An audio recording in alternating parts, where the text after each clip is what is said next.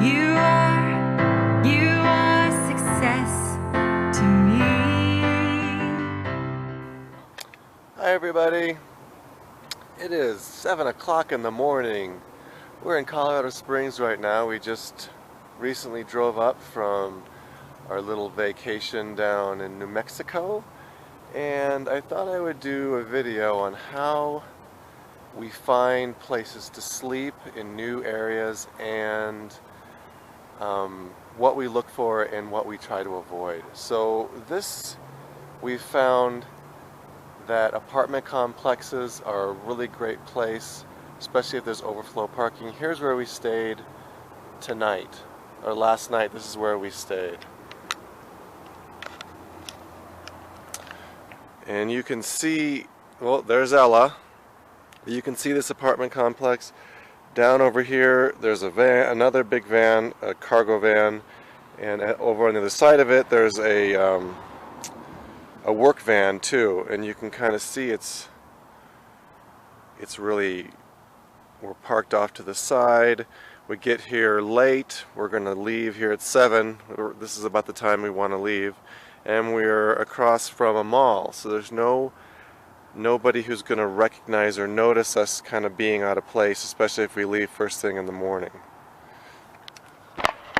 So in this video, I'm just going to walk you around and show you some of the things that we look for and try to avoid. Hey everybody, it's that same day later in the afternoon, and I wanted to show you where we had parked the night before and why we moved away from there. So this is where we parked before, in this line of all these vans. I guess they have school here. So during the day these vans are parked here, but at night they go somewhere else. And so we were parked right in this line of vans, and it was fine, and it was nice and flat, and there's a church, looking for churches because no one's there at night, and then apartments right next door, so no one's really going to stop to look at what's going on or going to care that you're parked there. They don't know who you are. The only problem is this is a busy street that we didn't realize at the time. I used to live just down the block here when I lived here 15 years ago when I was in the Army, and it was great living in the apartment. So I thought that this street, but I didn't realize how loud it was and how many cars went by at night. So then we decided, oh, what we'll do is we'll park over here in these apartments. Right, there's a pull-through right here in the middle by that black car, and just come at night and leave in the morning and be perfect. And so that's what we were going to do until we saw the spot where we're going to be parking while we're here in Colorado Springs, which happened to be the best one. So that's kind of the thing we're looking for churches, apartment buildings, wide streets, and flat streets, so you can get a good night's sleep. Okay, here's my last really good example of a great place to park on the street. So the view that we see is, we have an abandoned lot over there where there's just a fence, and right across from it is a big huge apartment complex here.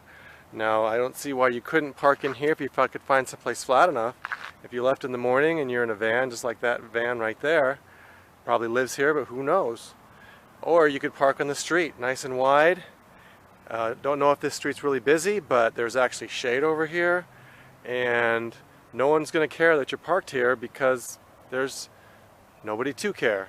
There's not even a business to look at. So this is a great example of a perfect place that you could sleep almost every night. Between the two spots, between all these different spots, you could sleep as long as you left in the morning. You would have no issues, and I would feel comfortable here. Okay, here's a good example of one that looks pretty cool and good, but definitely we don't feel comfortable staying at. This is the back end of a Toys R Us store.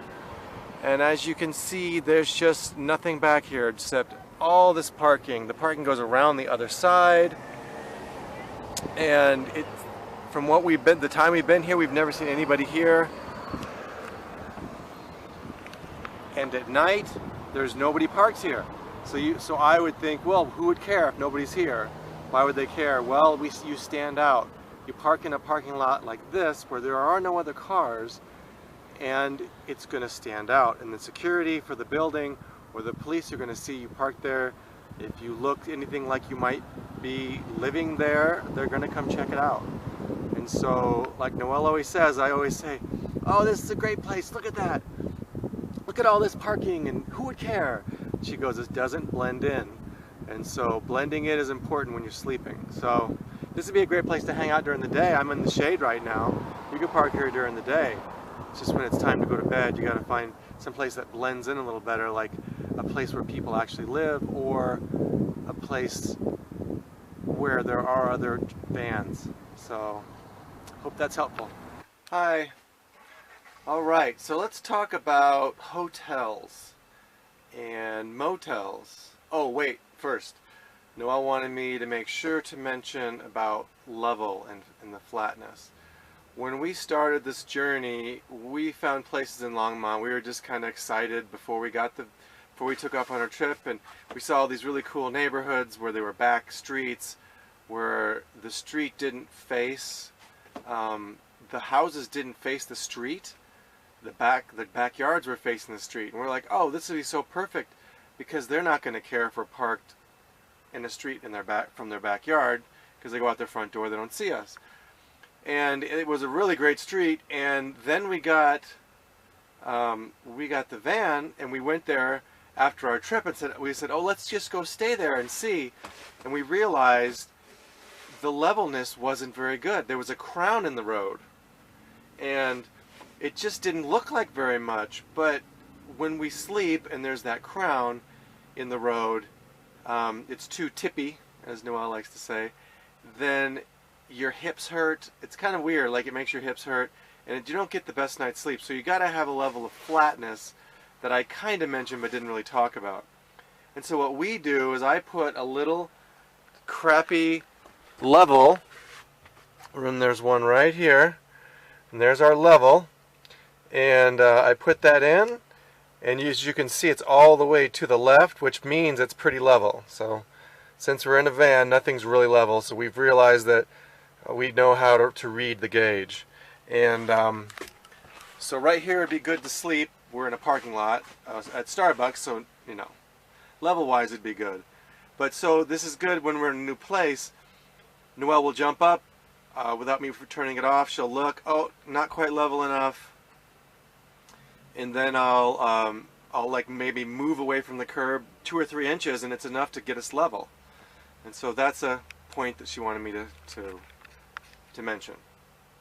And the other point that we found after our trip, we didn't even realize it, was that hotels and motels are really great for at least a van to park at and to be totally private, and no one will bother you. And we figured this out when Noelle's mother came. She was on a business trip, and she was staying for a week in a town nearby Longmont in Louisville, in a Residence Inn. They're like $350 a night. They're like for business travelers.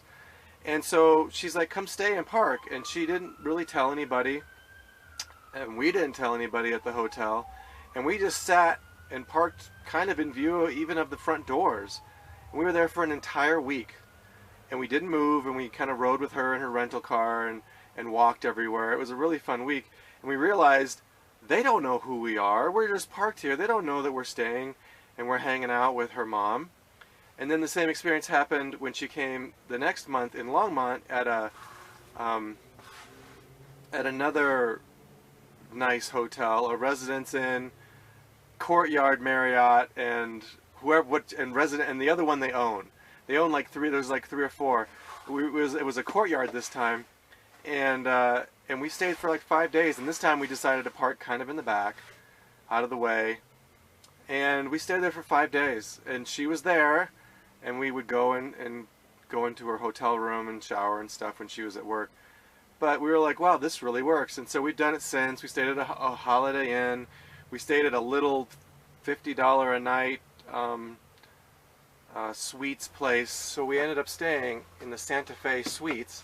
It was a place that we had stayed before when we were first started our trip, and we stayed there. It was $35 a night before we got the van, and it was, if you want a really nice place in Santa Fe to stay, for 35 or 50 bucks a night, I think we got a discount. It is really clean and really nice, free Wi-Fi and all that good stuff.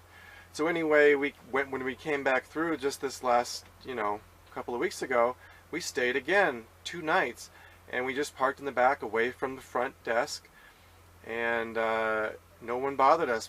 We came late and we left early, and we went and had breakfast. We just got up and drove over to Albertsons, and then we had our breakfast there and went for our walk after that. And so